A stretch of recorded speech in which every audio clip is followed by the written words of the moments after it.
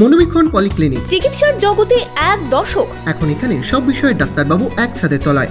Phone করুন 7477799515 এই নম্বরে। সপ্তাহের শুরুতেই কোমর বেঁধে প্রচারে নেমেছেন মুর্শিদাবাদ লোকসভা সিপিআইএম প্রার্থী মোহাম্মদ সেলিম।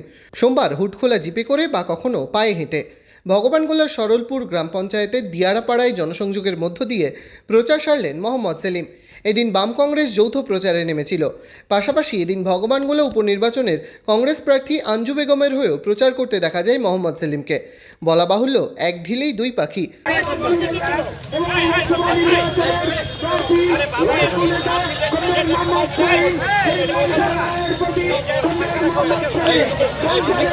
লোকসভা ভোটের প্রচারও হলো, আবার উপনির্বাচনের জন্য কংগ্রেসের প্রচারও হলো।